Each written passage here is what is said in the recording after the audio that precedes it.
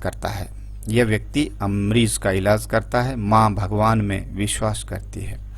इन दोनों वाक्यों में से एक बात को अधिक शब्दों में कहा गया है, अनेक शब्दों का प्रयोग किया गया है। इन बातों को हम एक शब्द में भी कह सकते हैं।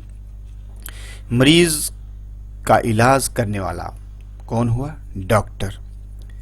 यानी कि अनेक शब्दों का एक शब्द। भगवान में विश्वास करने वाला आस्तिक, यानी कि जो भगवान पर आस्था रखता है वो आस्तिक है। कम शब्दों में बात कहना एक कला है और इससे भाषा में सुंदरता, प्रभावशीलता बढ़ती है।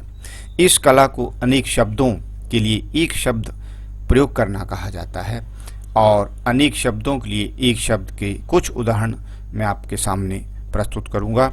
जो कभी न मरे अमर, जो संभव न हो असंभव, जिसमें बल न हो निर्बल, जो मांस खाता हो मांसाहारी, जो साथ पढ़ता हो सहपाठी, जिसका आकार हो साकार, गांव में रहने वाला ग्रामीण, शहर में रहने वाला शहरी, जो मांस ना खाता हो शाकाहारी, जिसका आकार ना हो वो है निराकार, जिसके पास धन न हो निर्धन, जो ईश्वर को मानता हो आस्तिक, जिसका पति मर गया हो विधवा, जिसकी कोई उपमा ना हो अनुपम, जिसके समान दूसरा ना हो अद्वितीय, जो ईश्वर को न मानता हो नास्तिक, वर्ष में एक बार होने वाला वार्षिक, मास में एक बार होने वाला मासिक, सप्ताह में एक बार होने वाला साप्ताहिक, जिसके नीचे रेखा खींची गई रेखांकित।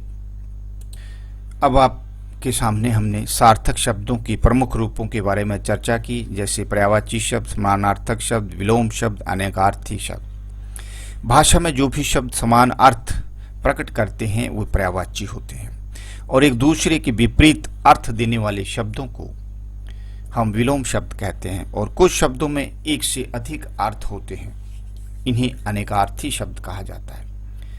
अभ्यास के तौर पर अभ्यास के रूप में हम बहुविकल्पी प्रश्न, जैसे कौन सा शब्द कमल में पर्यायवाची नहीं, जैसे सरोज है, पंकज है, सुमन है, पदम है, तो इसमें सुमन शब्द जो है वो इसका सही जो कमल का पर्यायवाची नहीं है।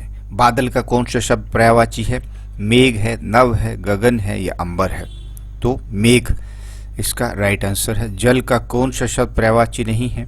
पानी, सलील, नीर, यानी कि जो जल्दी है वो उसका पर्यायवाची नहीं है।